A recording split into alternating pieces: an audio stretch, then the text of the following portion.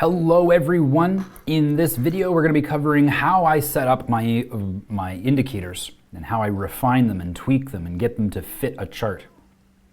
In the trading community that I've been a part of for a while here, it used to be the question was, how do you trade what you trade? And I was showing people one by one, and I got no problem doing that, but it's good to be able to leverage my time a little bit better. And so I made some videos showing people how I do it, how that trading strategy works.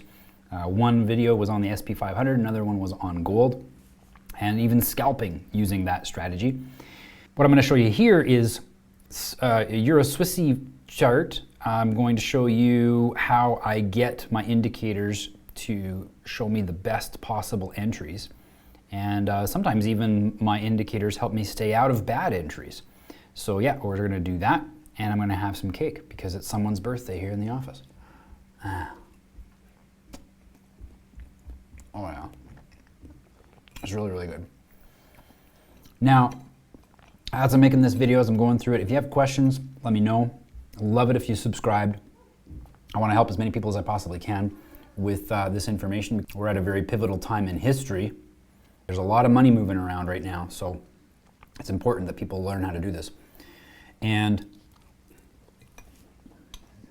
if it means that I'm busier so that you can make more money, I'm going to be more fulfilled by that than trying to make tons of money.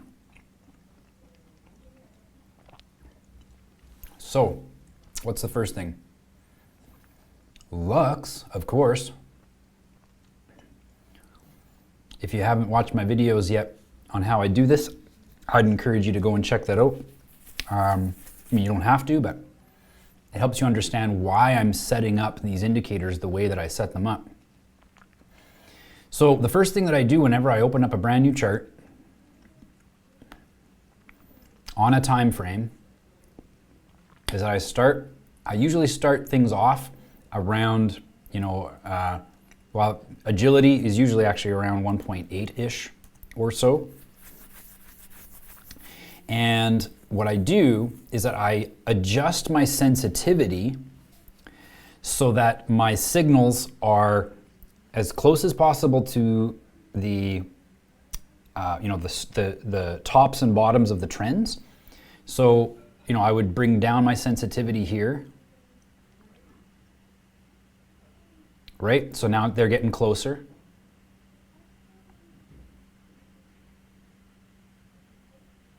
That's pretty good. And then what I do is that I bring up the agility slowly to get them even closer to the tops and the bottoms of those trends. Oh, now see, we added some signals there, didn't we? Okay, I'm not too concerned by that. That's not bad. We've got good distance between signals. Obviously, when things are just going up and down, that's that. I haven't played around with the new contrarian stuff, but apparently that works really well when the price is just ranging instead of trending. Now, I'm pretty happy with this, guys. Like, this is not bad here, right? It's a 15-minute chart, so there's going to be a little bit of noise in some areas, and I'm okay with that. If you want to get rid of them even more, like, do this for your trading style. If you want to do it more, maybe you'll bring up the agility to start, bring it up to maybe 9.5 or so, right? And then the factor of sensitivity can go up higher, right? Maybe a little bit higher to get the noise of the signals down. Yeah, this is actually not bad, eh? I'm going to bring down the agility, see if I can maybe get a few more of the signals to disappear. There, that's not bad. You know what? I'm not too. Well, here, this buy signal is a little bit late, right? I would like to see it on this big long candle possibly, right? But I don't want to do that at the sacrifice of having tons of noise either. Ah, we did it. Just brought down the sensitivity factor.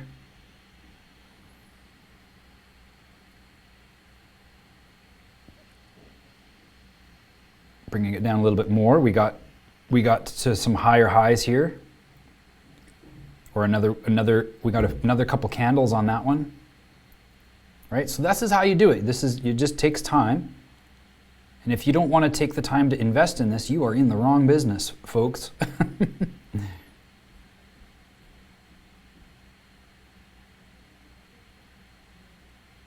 Okay, so I just added a bunch more signals there, so I'm going to bring it back up to put those out. Yeah, that's better. And then maybe add a little bit of agility to try to move them. No, see, it's adding signals again. So we're good. That's about as good as I'm going to get for this. And I'm happy with that. Next, let's get on to the next indicator.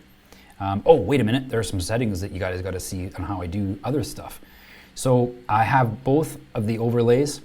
I don't need the color mode for the candles. I don't need that, and I take off Heikin-Ashi. That source. I don't need my signals to have that as a source, so that stays there. I'm gonna have more cake.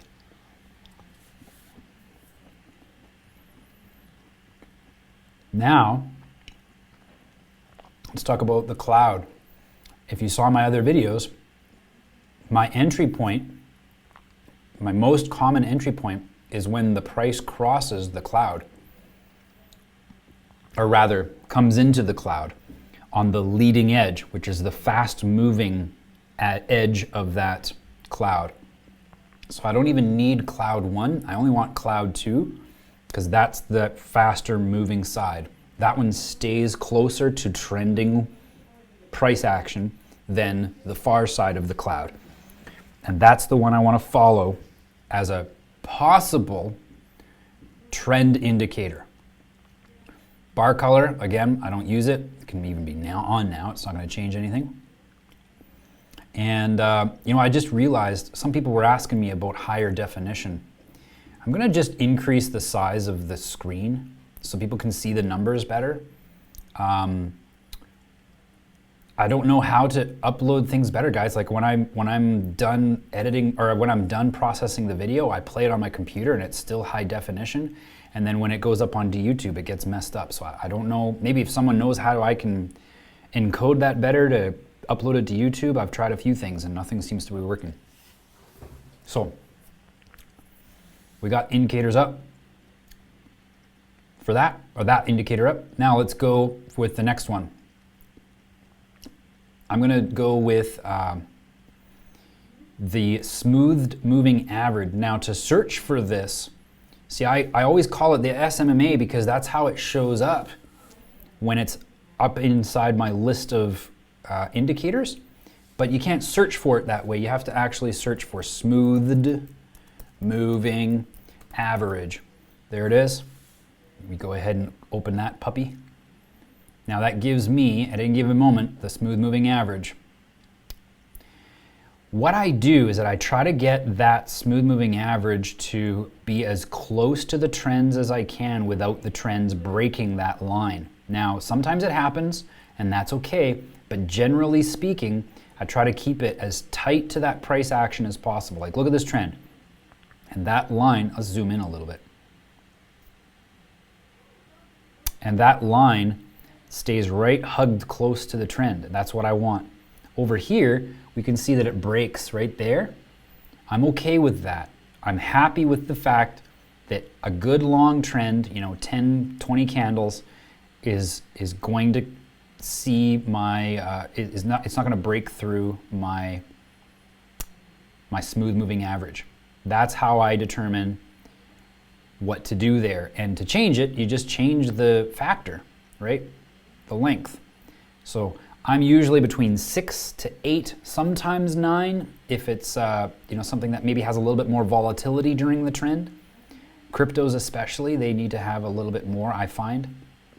But I mean, even 7 and 6 stays right alongside that trend, right alongside it, right? So just play it by ear. Some days as well, there's more volume and more volatility, and so you have to increase this some days because of the way it works out. But overall, that is how I prepare my smooth moving average. And as you can see, there it is listed, SMMA, but you can't search for it that way. Okay, next, I'm going to remove the dashboard because we don't actually need it right now. That's great for if my volatility indicator is messed up. Okay, next, I'm going to bring up my average true range. Average true range, most important for money management. And I only need the number, right? So by default, I have it white, and that's just so that I can see that number because I use a dark theme. I think by default it shows up red, and I just didn't find that there wasn't enough contrast for me to be able to see it. And I keep it at the default, which is 14. You can change this if you want. I just keep it RMA. I'm happy with that. Next indicator, the Lux oscillator. And now Lux oscillator has been giving me some issues. Lux knows about it, but we're pretty certain it's a trading view thing. Now, if someone knows how I can fix this, comment. Tell me what's up with it because it's really, really weird. But by default, it does this, it just blank. It never used to do this. I have to scale it way back, like way back, and then it shows up. I put it in the middle, and then I can scale it up. Isn't that weird? I don't understand why it does that. 0 is the base. Maybe if I index to 100? Nope, that doesn't do it either. And I can't even zoom out of that one. Okay, so there we go. Now I got my Lux indicator, or my Lux oscillator. I keep it at 6. I don't change it very often. But you can, just I don't. And then I only need these colors here, 0 and 1. 0 being when it's in a bullish trend, 1 being when it's in a bearish trend. I think the defaults are blue and like a really bright red, and I don't want that. So there's that. That's in position. And how do you know whether or not it's actually good? Well, if it's just following the trend, like if you can see that that oscillator is following the trend, you're good to go. If you need less noise, you bring it up from 6. And you bring it up from 6 and it goes a little bit less noise, right? There you go. 7's fine. Doesn't actually change much. Next indicator. Oh yeah, the volatility indicator is now right here. So I'm going to uncheck it, unfavorite that one. So this is now the new Lux volatility indicator, and it looks beautiful. I haven't actually changed the it looks beautiful, but I don't want it that way. I only need to see the number. I don't have to see the graphics. Length, 14, filter, whatever. I'm going to line. And color mode, that would be for like when you have the beautiful graphics going on there, heat map and stuff like that. I don't need that. Then the next thing is under style, I need that main line to show up. So I go like this. And my upper and the lower ones, they can be the same. In fact, I don't even technically need it. And the reason why is because I'm only using, like I literally am only using the number. I don't need to see the graph behind it. So I can go like this, right? Main line is all I need. Look at all those beautiful colors, it's amazing. And I just bring this down like so. Because all I need is this number right here.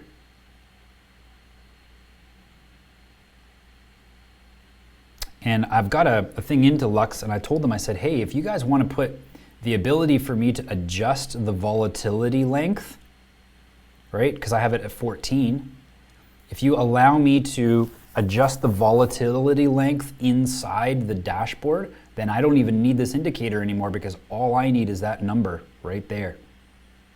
Down here, I need it.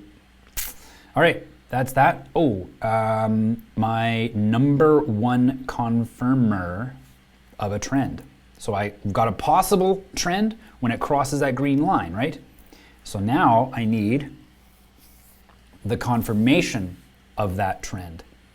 And that's this one. I'm gonna move it up too, because it's actually of higher priority than anything else in my list of things. And then I bring this down, because again, I just need to see the colors. I need to see what the trend is. Now, the ATR is something that, again, I only need to see the number. I don't need to see the graph. So I open up this here, and I bring my average true range in with my absolute strength histogram. Boom.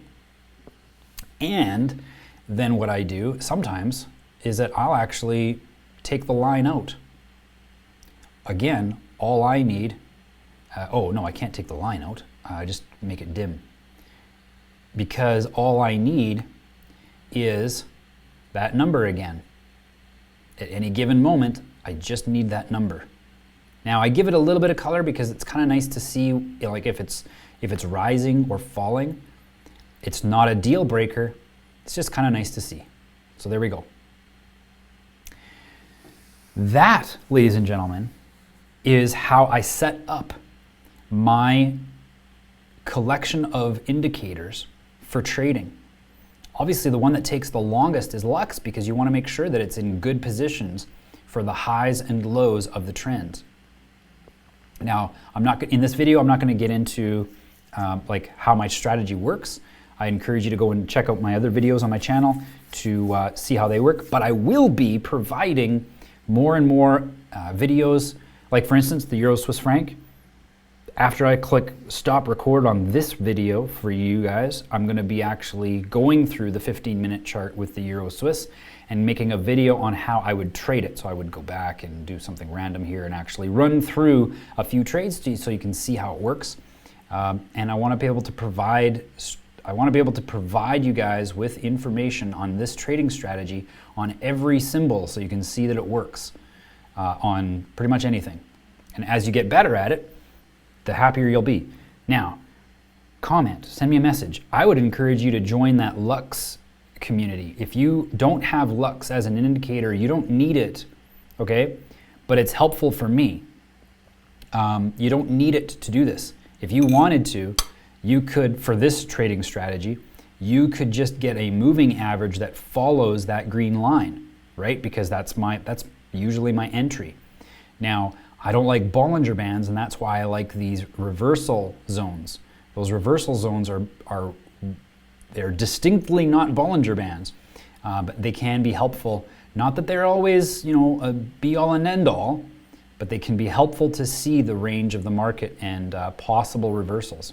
So that's it for this video. Thank you so much for watching. So click subscribe, all that good stuff that the good YouTubers are going to tell you to do. I don't know anything about it. But yeah, thanks a lot for watching, and welcome to the community.